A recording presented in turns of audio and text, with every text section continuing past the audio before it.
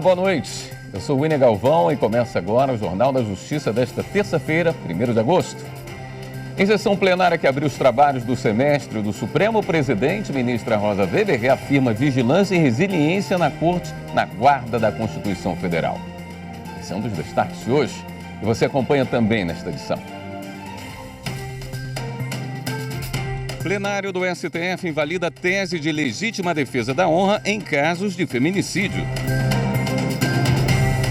Supremo suspende decisões que alteraram coeficientes do Fundo de Participação dos Municípios no Amazonas.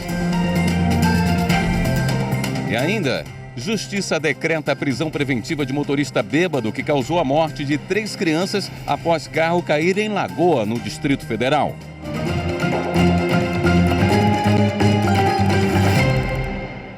1º de agosto marca a abertura do segundo semestre do ano judiciário. Abertura da sessão, o presidente do Supremo, ministra Rosa Weber, falou sobre o fortalecimento da democracia e de ações no comando da Corte. A presidente também disse que esse é um momento especial na vida dela. Confira na reportagem de Viviane Novaes. A presidente da Suprema Corte abriu a sessão plenária com uma mensagem sobre o fortalecimento das instituições democráticas depois dos atos de 8 de janeiro. Não esqueceremos jamais, para que não mais se repita e para que sirva de alerta de que a democracia que restou inabalada seja cultivada e regada diariamente com o diálogo, o debate acalorado de ideias, sim, a defesa de posições divergentes, sim, mas sempre permeados pelo respeito mútuo para que ela, democracia, continue inabalável. A ministra destacou que a retomada dos trabalhos neste segundo semestre tem um sentido especial para ela. É que Rosa Weber deve se aposentar até outubro, quando completa 75 anos, idade para aposentadoria compulsória de ministros do STF, dos Tribunais Superiores e do Tribunal de Contas da União. Depois de 47 anos de magistratura, quase 12 deles no exercício da jurisdição constitucional nessa Suprema Corte. Uma honra inexcedível que guardo no peito. Encerrarei, em meio a este semestre, um longo caminho que comecei a trilhar no meu Rio Grande do Sul, em 19 de maio de 1976. A presidente da Corte também lembrou o lançamento recente da Constituição Federal na língua indígena Nhangatu. Traduzir a Constituição para um idioma indígena é um símbolo do nosso compromisso de garantir que todos os povos indígenas tenham acesso à justiça e conhecimento das leis que regem nosso país. Rosa Weber ainda falou sobre a justiça itinerante que vai até comunidades distantes e também da retomada dos mutirões carcerários pelos 27 tribunais de justiça do país. Possibilitando desafogar as unidades prisionais do país, bem assim garantir os direitos fundamentais na área prisional. Trata-se de iniciativa essencial para conferir voz e rosto aos que estão privados de liberdade. Segundo a ministra, a meta é a revisão de 100 mil processos até o fim deste mês. Rosa Weber também disse que agora em julho, durante o recesso, ela e o vice-presidente ministro Luiz Roberto Barroso proferiram 3.082 despachos e decisões. A ministra também anunciou mudanças no plenário virtual. Disponibilizaremos, ainda neste mês de agosto, o novo plenário virtual integrado ao STF Digital, um dos projetos da nossa gestão, agora concluído, que trará funcionalidades para otimizar o processo decisório dessa Corte. E no primeiro julgamento do semestre, o plenário do STF considerou inconstitucional o uso da tese da legítima defesa da honra em casos de feminicídios. Os detalhes com o repórter Renato Rosa. O ministro Dias Toffoli, relator do caso, reajustou o voto para acolher na íntegra a ação do PDT, Partido Democrático Trabalhista. Toffoli considerou o entendimento do ministro Edson Fachin para a proibição do uso da tese de legítima defesa da honra para feminicídios em todas as fases processuais, atingindo também o Tribunal do Júri. A partir do voto de Sua Excelência, eu retifiquei o meu posicionamento para julgar integralmente procedente a ação, porque me convenci dos argumentos de Sua Excelência de que isso não implicava de nenhuma forma uma limitação ao amplo julgamento do ARE de relatoria do ministro Gilmar Mendes. E aí eu reajustei o voto para a integral procedência da ação. A Corte, por unanimidade, acompanhou o relator. O entendimento é de que a tese contraria os princípios constitucionais da dignidade da pessoa humana, da proteção à vida e da igualdade de gênero. A ministra Carmen Lúcia lembrou que ainda hoje é preciso deixar claro que o uso do argumento de legítima defesa da honra em assassinatos de mulheres jamais deve ser permitido. Nós estamos falando de dignidade humana no sentido próprio, subjetivo e concreto, de uma sociedade que ainda hoje é machista, sexista, misógina e mata mulheres apenas porque elas querem ser o que elas são, mulheres, donas de sua vida. Como o homem, desde 1605, por lei, era dono da vida e do corpo e da vida da mulher, esta tese prevalece ainda hoje, portanto, em boa hora, estamos retirando do cenário jurídico a possibilidade de se ter como aceita a morte provocada por um homem que sai, como se tinha no Código Penal do Império, sem pena alguma. No fim do julgamento, a presidente do Supremo, ministra Rosa Weber, apontou falhas e avanços do Brasil contra a violência de gênero. Ao fundamentar o voto, citou a obra de Jorge Amado, Gabriela Cravo e Canela, em que o autor descreve os costumes sociais do período. A personagem simboliza a condição de liberdade feminina. Destacou que as instituições jurídicas brasileiras evoluíram, rompendo com valores arcaicos em compasso com a história do mundo. Rosa Weber afirmou que a tese da legítima defesa da honra não é compatível com uma sociedade livre e democrática. Simplesmente não há espaço no contexto de uma sociedade democrática, livre, justa e solidária, fundada no primado da dignidade da pessoa humana para a restauração dos costumes medievais e desumanos do passado, pelos quais tantas mulheres foram vítimas da violência e do abuso, em defesa da ideologia patriarcal, fundada no pressuposto da superioridade masculina, pela qual se legitima a eliminação da vida de mulheres para a reafirmação de seus papéis sociais de gênero e a proteção daquilo que os homens, em uma visão de mundo permeada pelo preconceito e a ignorância, consideravam, e alguns talvez ainda consideram, ser a sua honra. A presidente do STF suspendeu as decisões que alteraram os coeficientes do Fundo de Participação dos Municípios de 2 cidades do Amazonas. Os detalhes com a repórter Carolina Chaves.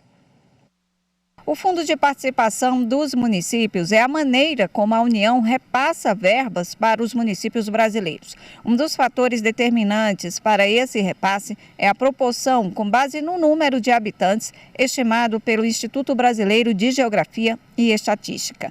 Os municípios amazonenses Santo Antônio do Içá e Japorá alegaram na Justiça Federal que a estimativa populacional do IBGE estava incorreta e os órgãos municipais apontaram populações muito superiores às indicadas pelo Instituto. A Justiça Federal atendeu o pedido dos municípios para calcular o repasse do fundo com base nos dados dos órgãos municipais. A União recorreu e, ao analisar os pedidos, a presidente do STF, ministra Rosa Weber, considerou que as decisões da Justiça Federal descumpriram o entendimento do Supremo, que em fevereiro deste ano determinou que a distribuição do fundo deve considerar o patamar mínimo dos coeficientes utilizados no exercício de 2018, porque a coleta dos dados para atualização do Censo Demográfico de 2022 só foi concluída em fevereiro deste ano. A ministra afirmou ainda que as mudanças estabelecidas pela Justiça Federal têm alto potencial lesivo, porque exige o recálculo do montante global a ser transferido para os demais municípios. O ministro Alexandre de Moraes determinou que a Justiça de Primeira Instância do Rio de Janeiro julgue a queixa-crime apresentada pelo PSOL contra o jornalista e escritor Guilherme Fiuza, que publicou um vídeo no YouTube em que teria vinculado o partido e o então deputado Marcelo Freixo à morte de um cinegrafista atingido por um rojão durante manifestação no centro do Rio em 2014 e ao atentado contra o então candidato a presidente Jair Bolsonaro na campanha de 2018. O ministro destacou que a conduta do jornalista não se enquadra como calúnia, mas como difamação, comportamento que ofende a honra objetiva do partido político. Dessa forma, ele determinou que os autos retornem à primeira instância da Justiça Estadual para que prossiga o exame da queixa-crime. Ainda segundo Alexandre de Moraes, pessoas jurídicas podem reclamar a proteção de direitos fundamentais e receber indenização por danos morais. E no próximo bloco a gente fala sobre a abertura do semestre judiciário nos tribunais superiores. Voltamos já.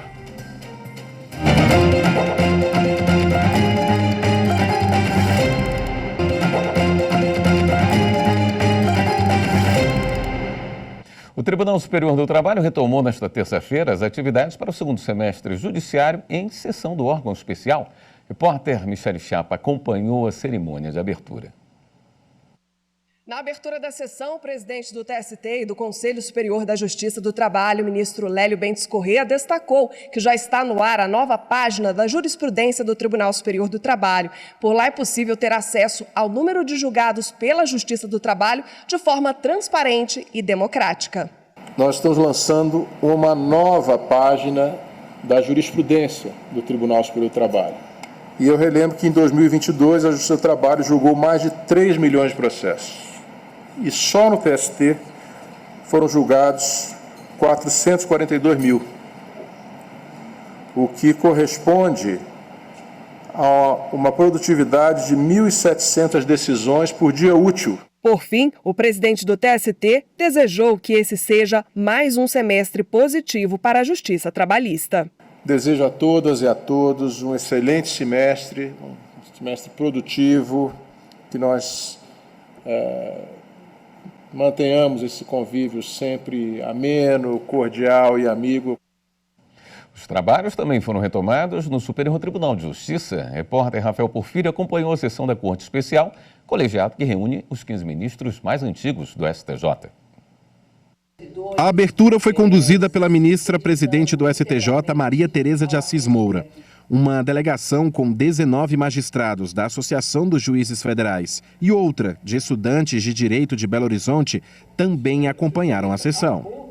Eu desejo que nós possamos encarar esta segunda metade do ano com muita dedicação, enfrentando todos os desafios que se apresentarem, mas sempre com serenidade, união e inteligência.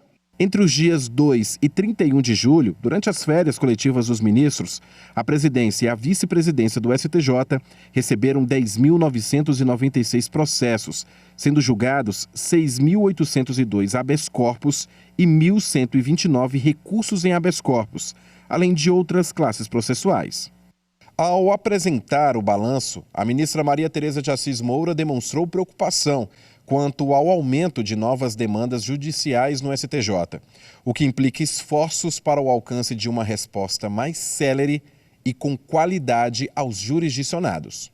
Nós estamos atingindo patamares cada vez maiores a cada semestre, eu não vou dizer nem a cada ano de recesso, mas a cada semestre de recesso, e isso nos tem preocupado bastante na medida em que, por exemplo, apenas em um dia de plantão, nós chegamos a receber 910 processos. E o presidente do Superior Tribunal Militar, ao abrir o segundo semestre judiciário, afirmou que vai dar prioridade ao relacionamento com o Congresso Nacional. O ministro Francisco Joseli Parente Camelo também destacou iniciativas internas importantes para o aprimoramento dos trabalhos na Corte. Também não poderia deixar de destacar duas importantes iniciativas no campo das relações humanas no ambiente de trabalho. A instalação da Comissão de Prevenção e Enfrentamento do Assédio Moral e Sexual e a criação da Ouvidoria da Mulher, órgãos que visam o acolhimento de nossos servidores e de facilitar a harmonia entre pares, chefes e subordinados, e a servir de canal de comunicação eficiente, ágil, transparente com a sociedade.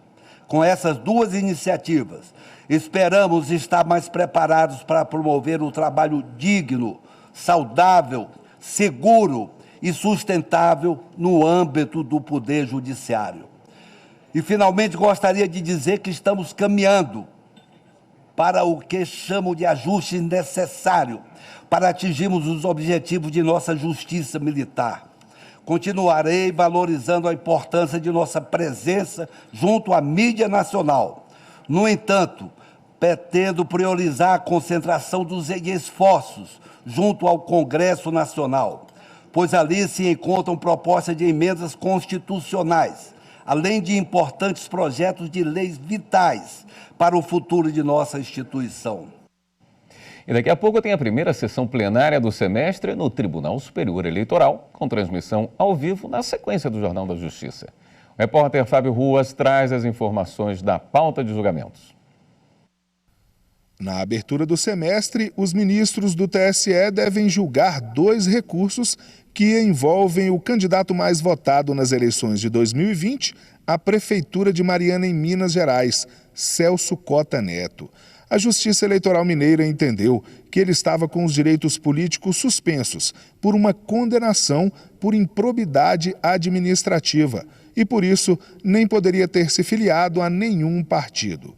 Também estão previstas na pauta da sessão plenária ações sobre fraude à cota de gênero, prestação de contas de 2014 do Democratas e 2 recursos sobre suposto abuso de poder na campanha eleitoral de 2018 contra o ex-governador do Maranhão, Flávio Dino, e o vice dele, Carlos Brandão. A sessão do TSE começa às 7 horas da noite, com transmissão ao vivo pela Rádio e TV Justiça e também pelo canal da Justiça Eleitoral no YouTube. O Partido União Brasil exibe propaganda partidária nesta semana em rede nacional de rádio e televisão. Os programas serão exibidos entre 7h30 e 10h30 da noite, nesta terça-feira, na quinta e no sábado. Neste segundo semestre, o União Brasil tem 20 minutos de propaganda partidária em 40 inserções. O tempo de cada partido foi definido com base nas eleições do ano passado. Quem elegeu mais de 20 deputados federais tem direito a 20 minutos por semestre. O partido que elegeu entre 10 e 20 deputados fica com 10 minutos. E quem elegeu até 9 pode utilizar 5 minutos. Para ter direito à propaganda partidária em rádio e TV, a agremiação precisa ter ao menos um deputado federal eleito. A propaganda partidária é diferente da eleitoral, que é feita durante a campanha. Ela serve para divulgar a execução do programa do partido, as atividades no Congresso e o posicionamento em relação a temas políticos e ações da sociedade civil. Pelo menos 30% do tempo deve ser destinado à promoção da participação feminina na política. A seguir, Justiça decreta prisão preventiva de motorista bêbado que causou a morte de 3 crianças após carro cair em Lagoa, no DF. Voltamos em instantes.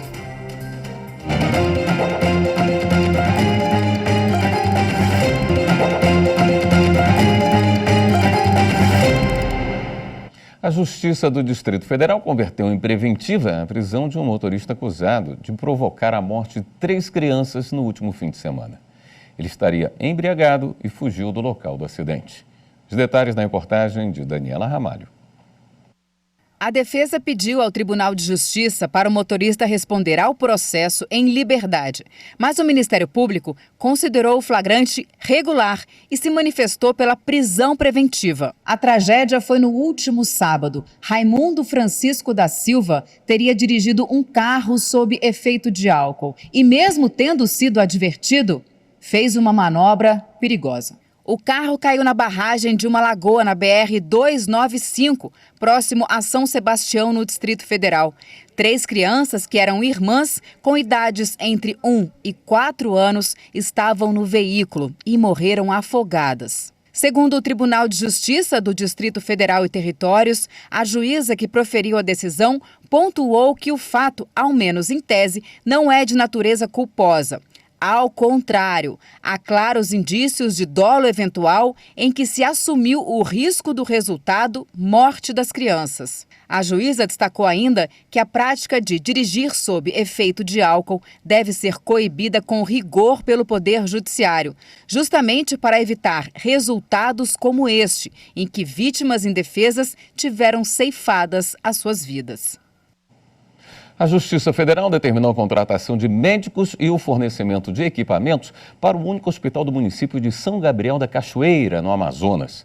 O objetivo é atender melhor as crianças, inclusive recém-nascidos. Lincoln Freitas tem as informações.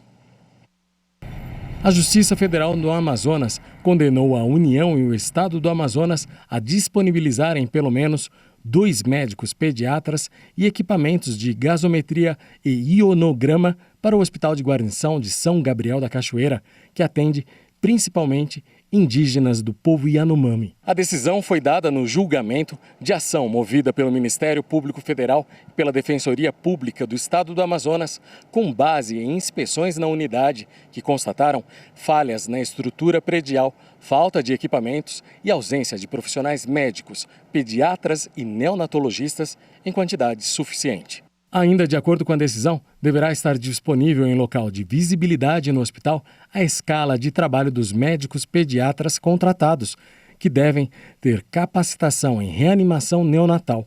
A União e o Estado foram condenados ainda ao pagamento de R$500 mil por danos sociais.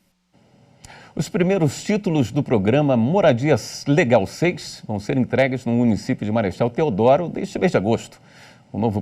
A nova etapa do programa de regularização fundiária do Tribunal de Justiça Alagoano vai destinar escrituras a 130 famílias, como conta o repórter André Risco. O presidente Fernando Tourinho assinou, juntamente com o prefeito de Marechal Deodoro, Cacau, o termo de adesão do município ao programa Moradia Legal. O município de Marechal Deodoro deve inaugurar no dia 4 de agosto esta que é a 6ª etapa do programa. Ao todo, devem ser beneficiadas 130 famílias com a entrega de registros de posse de imóvel. Para o prefeito Cacau, o programa vai garantir tranquilidade e segurança para essas famílias que serão beneficiadas. É um programa que tem um lado social muito importante, né? Fortalece a cidadania, aproxima a justiça da comunidade. A prefeitura veio buscar essa parceria da justiça junto com a Noreg para que a gente possa regularizar as casas dos deodorenses. Existia pessoas que me procuravam perguntando se as casas seriam demolidas, se eles iam perder a sua casa, porque eles estavam em áreas que eles não tinham a posse, né? Eles não tinham a regularização. E aí, quando nós recebemos a demanda, de imediato procurei o Tribunal de Justiça, o presidente Fernando Tourinho foi muito aberto, muito solícito. Lançado em 2005, o Moradia Legal já regularizou mais de 43 mil imóveis de famílias de baixa renda em Alagoas. A ação é uma parceria entre o Tribunal de Justiça, Corregedoria Geral da Justiça, Associação dos Notários e Registradores e prefeituras. O presidente do TJ lembrou que o Moradia Legal é hoje um dos maiores projetos sociais do Judiciário alagoano. Moradia Legal é a possibilidade das pessoas terem uma casa própria. Isso é fantástico, ter uma moradia. E hoje demos um pontapé inicial, vamos iniciar por Marechal Deodoro, mas pretendemos percorrer vários municípios do estado de Alagoas. Toda a prefeitura que tiver condições, ou o governo do estado tiver condições de regularizar esses imóveis, a gente vai ajudar para que possamos oferecer para várias pessoas carentes um local para dizer que é seu. Essa edição do Jornal da Justiça fica por aqui. Uma ótima noite para você. Até amanhã.